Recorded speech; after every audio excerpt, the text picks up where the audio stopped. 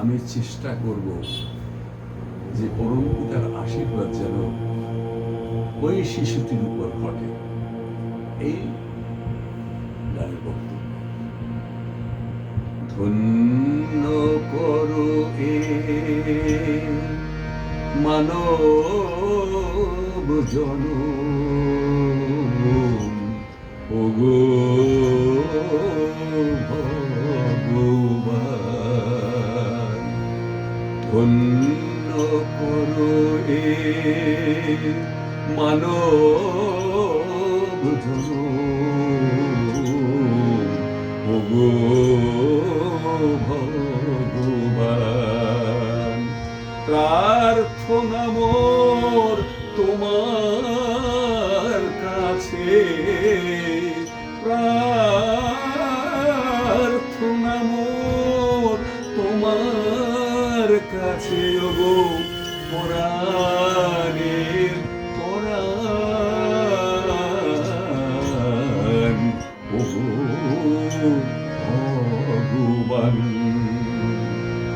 পাঠালে যখন কৃপা করে মানব কল্যাণ জগৎ ভরে, পাঠালে যখন কৃপা করে মানব কল্যাণ জগৎ ভরে, গুরু না তোই নামটি ধরে, গুরু না তোই নামটি ধরে, তোমারি সন্তান, ওগো ভগবান। ধন্য করো এ মানব জনম,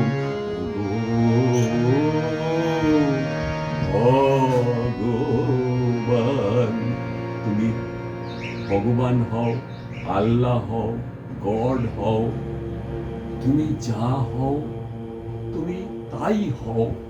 তুমি সৃষ্টিকর্তা, তুমি পালনকর্তা, তুমি রক্ষাকর্তা। তোমার কাছে এই প্রার্থনা যেন তোমার ওই সন্তানটি সত্যি সত্যি জগতের কল্যাণ কাজে নিয়োজিত।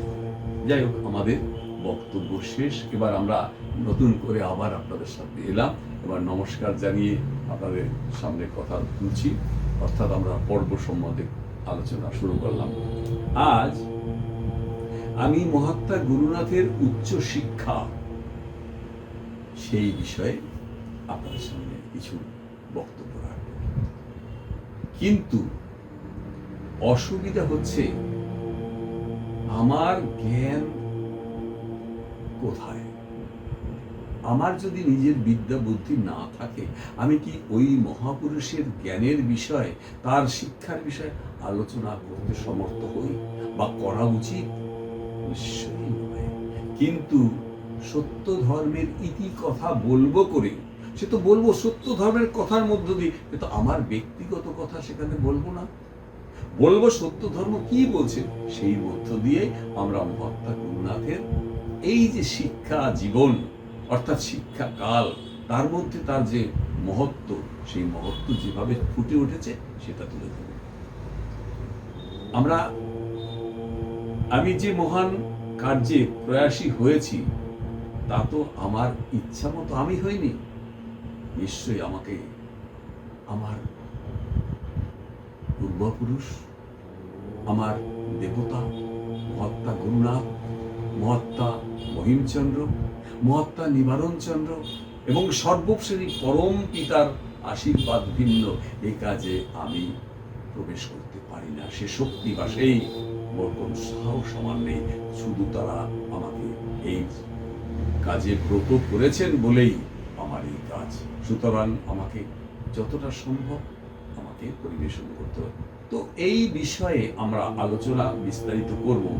একটু তার আগে একটা প্রশ্ন ছিল যে দেবদেবী গণকে তবু দেখা যায়, তাহলে পরম পিতাকে দেখা যায় না? দেখুন, এই প্রশ্নটা কিন্তু আমার আপনার তা নয়, প্রত্যেকটি মানুষের, যারা মানুষ, যত বড় মহতই আর যত বড় জ্ঞানী গুণী হোক, প্রত্যেকের ভিতরে একটা প্রশ্ন জাগে যে এত কিছু সৃষ্টি, চারদিকে যা দেখি সেই পরম পিতার সৃষ্টি, অথচ সেই পরম পিতাকে একটু প্রত্যক্ষ দেখতে পাবো না একবার?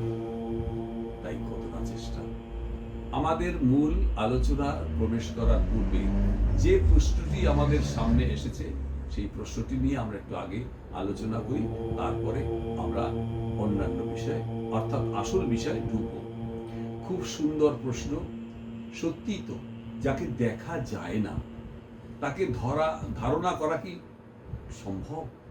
যাকে দেখা যায় না আমরা বিশ্বাস করছি যে হ্যাঁ সৃষ্টিকর্তা আছেন, কিন্তু দেখা যখন যায় না তখন আমাদের মতো নির্বোধরা কি করে বুঝবো? আমরা কি ততটা বুঝি? এই প্রশ্নদাতার সাথে আমিও একমত। কেন, আমার ভেতরেও একটা প্রশ্ন আছে যে আমি তাই তো, এত বড় বিশ্ব ব্রহ্মাণ্ড শূন্যের মধ্যে ভাসমান অবস্থায় রয়েছে, পৃথিবী ভাসছে, এত সাগর মহাসাগর সব সব শূন্যে ভাসছে, কখনো কি মনে জাগে না তাহলে এটা কে নিয়ন্ত্রণ করছে, কে এটা সৃষ্টি করলো, কে পরিচালনা করছে, কি করে করছে? এই প্রশ্ন কিন্তু সবার মনেই আছে। আপনার মনে আছে, আমার মনে আছে, আপনার বাবার ছিল, আপনার পূর্বপুরুষের ছিল, আবার পরের সন্তানরাও তাদেরও থাকবে। কিন্তু উপলব্ধিটা হবে সাধনার মধ্যে দিয়ে। সাধনা বড় কঠিন ব্যাপার। আমার মতো মানুষের মুখ দিয়ে এই সাধনা কথাটা বলা ঠিক শোভা পায় না, কিন্তু সত্য ধর্মের যেহেতু ইতিহাস বলতে শুরু করেছি, সেখানে সাধনা আরাধনা ছাড়া আর এই কথার কোনো উত্তর হবে না। তবে এই কঠিন বিষয় বিস্তারিত আলোচনায় আমরা প্রবেশ করব তখন নানা গ্রন্থাদির সাহায্য, সে বিস্তারিত আলোচনা যখন হবে, অর্থাৎ ইতিহাস যখন বলবো, সত্য ধর্মের ইতিহাস, সেই ইতিহাসের মধ্যেই নানা রকম তথ্য গ্রন্থ তার মধ্য দিয়ে আপনাদের সামনে একেবারে সুন্দরভাবে আমরা যুক্তি সহকারে বক্তব্য তুলে ধরব।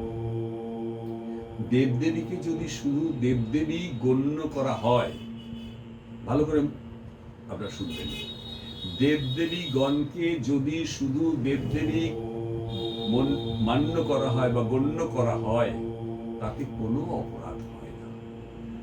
দেবদেবী, তাদের দেবদেবী বলে ডাকবো, তাদের শ্রদ্ধা করবো, ভক্তি করবো, পূজা করবো, এটা তো স্বাভাবিক ব্যাপার, তাতে কোনো রকম অন্যায় হয় না। অবতারগণকে শুধু অবতার বলে স্বীকার করলে তাতেও কোনো রকম কোনো ত্রুটি হয় না। অবতার যারা অবতারিত হয়েছেন, এই যে মহাত্মা গুরু না, যদি সত্য ওনাকে বলা হয় উনি অবতীর্ণ হচ্ছেন, উনি অবতার, হ্যাঁ মানতে পারি, কিন্তু উনি কিন্তু সৃষ্টিকর্তা। তাহলে কথাটা বোঝা যাচ্ছে যত অবতার কথা বলা হবে তারাও কিন্তু সৃষ্টিকর্তা নন। শুধু এই নয়, তাদের প্রতি যথোচিত শ্রদ্ধা ভক্তি পূজা অর্চনা, আপনার যা যা যতটুকু ভক্তি বিশ্বাস তাদের উপর থাকা দরকার আপনাদের থাকবে, আমারও থাকবে, কিন্তু তাই বলে তাকে সৃষ্টিকর্তা বলে আমরা স্বীকার করতে, সত্য ধর্ম এই কথা বলে না, এই জ্ঞান তাদের দেয় না, এই বুদ্ধি তাদের দেয়, এই সুখ খবরটা তারা দেয় না। কিন্তু সুধীগণ, আপনাদের কাছে প্রশ্ন করি যে ঈশ্বর অর্থাৎ নিরাকার ব্রহ্মের সাথে যেন আমরা কখনোই এই যে সকল মহাপুরুষদের কথা বলা হয়েছে, মহাত্মাদের কথা বলা হয়, অবতারদের কথা বলা হয়, তাদের সঙ্গে যেন কখনো সৃষ্টিকর্তার সাথে আমরা গুলিয়ে না ফেলি, তাহলে বড় অপরাধ হবে, মহাপাপ হবে। মনে রাখতে হবে, দেবদেবীগণ তারা আছেন, তারা থাকবেন, তাদের পূজা অর্চনা যেভাবে করতে হয় করবেন। এখন এখানে একটা প্রশ্ন আছে, প্রশ্নটা হলো কিরকম, যে সত্য ধর্মের মতে এখানে একটা কথা বলেছেন, সেই কথাটা আমরা একটু আপনাদের শোনাই। এটা সঙ্গীত বইতে, অর্থাৎ মহাত্মা গুরুনাথ তিনি তার সঙ্গীত বইতে লিখেছেন, জগতে হেরি দুই প্রকার, জগতে হেরি দুই প্রকার। কি হেরি? কেহ দেবে মানে সাকার জ্ঞানে, অন্যে বলে ব্রহ্মসার। কেউ বলছে যে দেবদেবী আছেন, সত্যই আছেন, না থেকে যাবেন, কিন্তু আসলে কিন্তু ব্রহ্ম সার। দেবদেবী আছেন সত্য, ব্রহ্ম হন পরম সত্য। দেবদেবী আছেন সত্য, ব্রহ্ম হন পরম সত্য। মিথ্যা দ্বন্দ্ব তোদের সত্য, বুঝবি কি আর মরণ তার। আবার পড়ছি, মিথ্যা দ্বন্দ্ব তোদের সত্য, বুঝবি কি আর মরণ তার। যদি চাও বুঝিতে সত্য, উপাসনা করো নিত্য, সত্য ধর্মের বিনা তত্ত্ব, বুঝায় হেন সাধ্য কার। আবার পড়ছি, যদি চাও বুঝিতে সত্য, উপাসনা করো নিত্য, সত্য ধর্ম বিনা তত্ত্ব তত্ত্ব, বুঝায় হেন সাধ্য কার। তুমি অন্ধ, অন্ধ শনে বিবাদ করো কি কারণে। তুমি অন্ধ, অন্ধ শনে বিবাদ করো কি কারণে। সত্য ধর্ম আখি বিনে, এ ভাব বোঝা ভার, বোঝা সার। এ ভাব বোঝা সার। এই যে কথাটা বললেন, বলছে তুমি অন্ধ। সত্যি সত্যি আমরা প্রত্যেকে মানুষ, যতই জ্ঞানী বুদ্ধি জ্ঞান ইত্যাদি বলে থাকি যে আমরা জ্ঞানী অনেক বুদ্ধিমান, কিন্তু আমরা একজনের সঙ্গে যদি তর্ক করি যার কোনো অর্থ হয় না, অত তর্ক করলাম সেই তর্কের কোনো অর্থ হয় না। আমি মনে করছি আমি বুদ্ধিমান, আমি জ্ঞানী, আবার আমি যার সঙ্গে তর্ক করি সে ভাবছেন তিনি একজন বুদ্ধিমান, অনেক জ্ঞানী। এভাবে তর্ক হয়। বলছেন সাকার এটা হতে পারে, কিন্তু নিরাকার আবার কি, এই প্রশ্ন এলো দ্বন্দ্ব। সেই জন্যই বলা হয়েছে যে জগতে হেরি দুই প্রকার, এই দুই প্রকারটা নিয়ে একটা দ্বন্দ্ব এই অবধি আমাদের সামনে চলে এসছে। অপরদিকে দেবদেবী অবতারগণ ভিন্ন, এক পাও এগোতে পারি না। এটা মজার ব্যাপার আছে। আমরা ঘর থেকে বেরোনোর সময় অনেকে বলে দুর্গা দুর্গা, কেউ বলে শ্রীকৃষ্ণ জয় জয় শ্রীকৃষ্ণ, জয় জয় গৌরাঙ্গ, ইত্যাদি ইত্যাদি কথা বলে, যে যার পক্ষে বলা সম্ভব এভাবে বলে। আমরা একদম একজনকে ছেড়ে বলতে, কিন্তু আমরা অন্যভাবে এরকম দেখি না। প্রায় আমরা এইরকম ভাবে কথা শুনি এবং এরকম দেখি। তার কারণ আমাদের পূর্বপুরুষগণ, এটা কেন হলো, এটা আমাদের জ্ঞানের মধ্যে দিয়ে হয়নি। আমাদের পূর্বপুরুষগণ ওই সকল দেবদেবী এবং অবতারগণের প্রতি ভক্তি বিশ্বাস রেখে চলতে অভ্যস্ত ছিলেন। অতএব তাদের সন্তান হয়ে আমাদেরও সেইভাবে চলতে হয়েছে। আমরা তার থেকে বাইরে যেতে পারিনি। এখনো দেবদেবী পূজা সম্পূর্ণ চলছে, চলবে, তাতে কি অপরাধ আছে? হোক না, তাতে কি আছে? তাতে অপরাধটা কোথায়? না, কোনো অপরাধ নেই। শুধু বিশ্বাস, বিশ্ব ব্রহ্মাণ্ডের যিনি সৃষ্টিকর্তা বলে যাকে মানি, তার সাথে যেন আমরা এই দেবদেবীগণকে মিলিয়ে না। এটা হচ্ছে সত্য ধর্মের বক্তব্য। যিনি এই পৃথিবী মণ্ডলের মাতৃ পিতৃ ঔরসে জন্মলাভ করে মহাপুরুষ রূপে পূজিত হচ্ছেন, তাকে সেভাবেই ভক্তিপূর্ণভাবে পুজো করা যায়। কিন্তু ঈশ্বর যিনি সৃষ্টিকর্তা, তিনি কিন্তু মাতা পিতার ঔরসে সৃষ্টি হননি।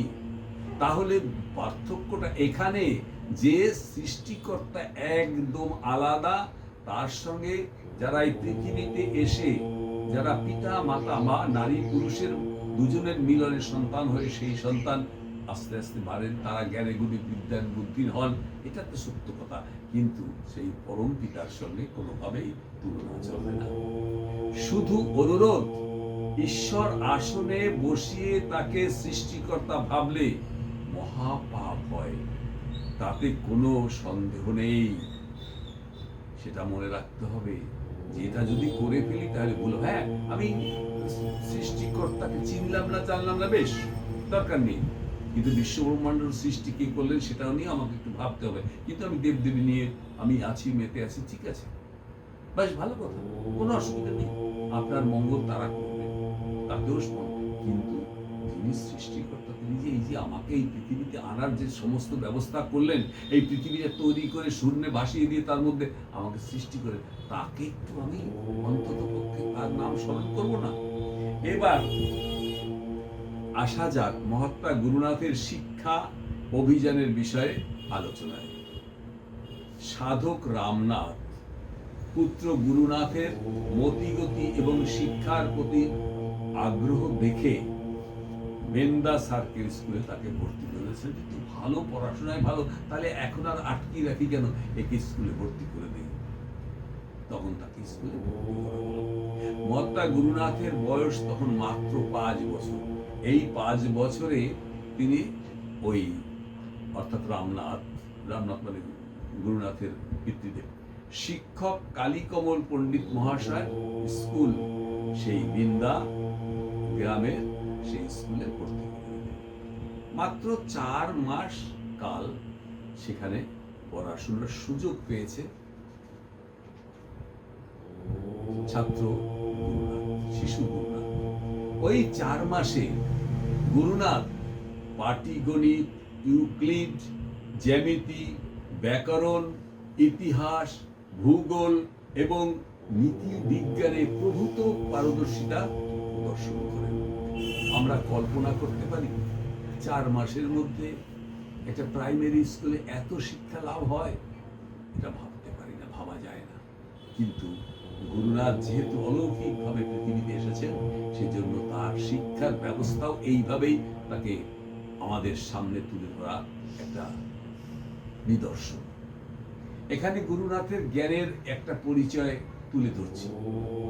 এই জ্ঞান হঠাৎ একদিন ওই যে বেন্দা সার্কেল স্কুল, সেই স্কুলে পরিদর্শক এলেন, স্কুল পরিদর্শক এসেই সঙ্গে সঙ্গে স্কুলের মধ্যে ঢুকে গেলেন। কোনো লাইব্রেরিতে কিন্তু গেলেন না। যাই হোক, এবার ক্লাসের মধ্যে ঢুকে গিয়ে ছাত্রদের জিজ্ঞেস করল, এই প্রশ্নের উত্তর তোমরা জানো?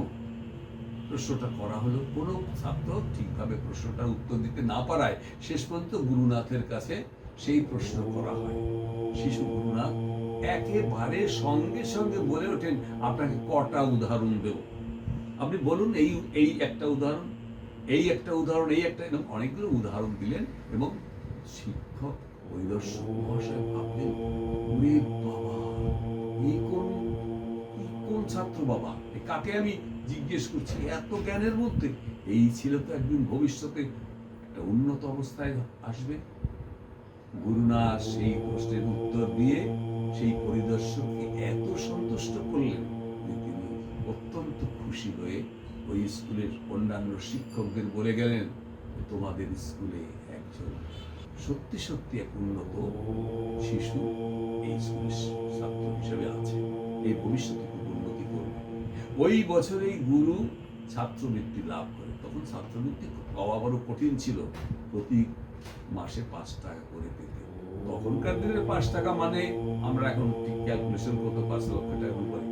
যাই হোক, এবার তাকে আরো উঁচু ক্লাসে ভর্তি হতো। ওখান থেকে বেরিয়ে গেলেন 4 মাস পড়ার পরে। ওখান থেকে গুরুনাথ বেরিয়ে গেলেন কোথায়? তিনি গেলেন কলকাতার উচ্চ বিদ্যালয়ে পড়াশোনা করার জন্য। কলকাতার একটা বিশিষ্ট বড় মানে নাম করা স্কুল, নর্মাল বিদ্যালয়, কলকাতার নাম করা স্কুল, সেখানে উচ্চ শিক্ষার জন্য ভর্তি হতে গেলেন। সেখানে অ্যাডমিশন টেস্ট দিতে গেলেন। গিয়ে অ্যাডমিশন টেস্ট দেওয়ার ফলে শিক্ষকরা তার অ্যাডমিশন টেস্ট দেখেই অবাক হয়ে গেলেন যে প্রত্যেকটা প্রশ্নের উত্তর সে সঠিক দিয়েছে এবং অনেক ব্যুৎপত্তির পরিচয় দিয়েছে। সেটিকে ভর্তি করা হলো। আবার সেখানে প্রতি মাসে যাতে তার স্টাইপেন্ড হয়, স্কলারশিপ হয়, তার জন্য তারা অনুমোদন দিয়ে দিলেন। কি সুন্দর ব্যবস্থা, কল্পনা করা যায়। আর তখন কিন্তু ব্রিটিশ আমল, তখনকার পড়াশোনা অত্যন্ত কঠিন, খুব টাফ ছিল। সেই তার মধ্যে কিন্তু গুরুনাথ একেবারে প্রথম স্থানে সবসময় থাকতেন। গুরুনাথ উচ্চ বিদ্যালয়ের শিক্ষাকালে যে সকল পুস্তকাদি পড়তে তাকে হয়েছিল একটা তালিকা দেওয়া হলো। আমরা তালিকাটা খুলে আমরা এখানে পাঠ করে শোনাচ্ছি। সাহিত্য, এখানে যে তালিকাটা আমি পড়ে যাচ্ছি তাহলে সুবিধা হবে, এটা মহাত্মা গুরুনাথের জীবনী থেকে নেওয়া। মহাকবি কালিদাস প্রণীত রঘুবংশ, অর্থাৎ এই যে সাহিত্য যে কি কি বই সেখানে পড়তে হতো, পাঠ্যপুস্তক ছিল, সেগুলোকে বলা হচ্ছে। মহাকবি কালিদাস প্রণীত রঘুবংশ, মেঘদূত, কুমার সম্ভব, অভিজ্ঞান শকুন্তল, মালবিকাগ্নি মিত্র, ঋতু সংহার প্রভৃতি। মহাকবি ভবভূতি রচিত বীরচরিত, উত্তরচরিত, মহাকবি বাণ ভট্টকৃত কাদম্বরী কথা, মহাকবি মাগকৃত শিশুপাল বধ, মহাকবি ভারবী বিরচিত কিরাতার্জুনীয়, মহাকবি ভর্তৃহরি প্রণীত ভট্টি কাব্য, রামকৃষ্ণ বিলোমাখ্যা কাব্য। তারপরে হচ্ছে মহাকবি শ্রীহর্ষ চরিত, মহাকবি শ্রীহর্ষ রচিত নৈষদ চরিত, জয়দেবকৃত গীতগোবিন্দ, এতদ ব্যতীত পদাঙ্ক দূত, হিতোপদেশ, নীতি শতক, শান্তি শতক, দৃষ্টান্ত শতক, বৈরাগ্য শতক প্রভৃতি অন্যান্য খণ্ডগুলি। এগুলো আমরা ভাবতেও পারি না, আর এগুলো সবেই কিন্তু সংস্কৃতে লেখা।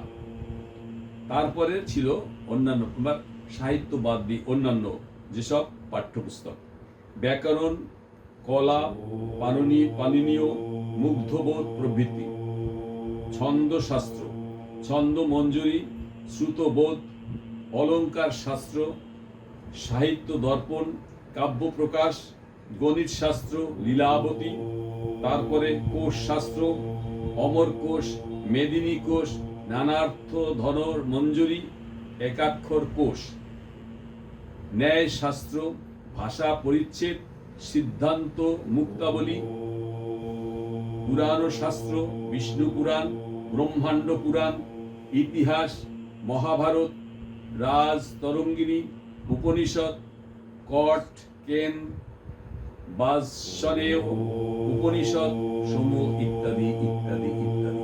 আমরা যা পড়লাম মাথা মুন্ডু, আমরা কখনো বুঝতে পারবো না। কত বড় পণ্ডিত হলে, কত বড় জ্ঞানী হলে, কত বড় রকমের পড়াশোনা হলে এরকম ভাবে এত বড় বড় কঠিন কঠিন সাহিত্য, এত কঠিন কঠিন অন্যান্য বিষয় পড়াশোনা করতে হয়। তাহলে বুঝতে হবে যে মহাত্মা গুরুনাথ তার শিক্ষা ক্ষেত্রে যে সে মেধা এবং অত্যন্ত পারদর্শিতা প্রদর্শন করেছেন, তার কোনো তুলনা হয় না। সেজন্যই তিনি একজন মহাপুরুষ বলে আমরা তাকে বারবার নমস্কার করি, বারবার তাকে ধন্যবাদ জানাই। আমার সেই গানের অংশ ধন্য করো মানব জনম, ওগো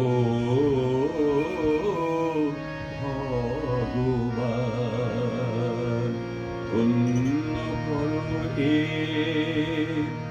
মানব জনম, ওগো ভগবান। তাহলে আমাদের শিক্ষা অভিযান এখানে সমাপ্ত হলো।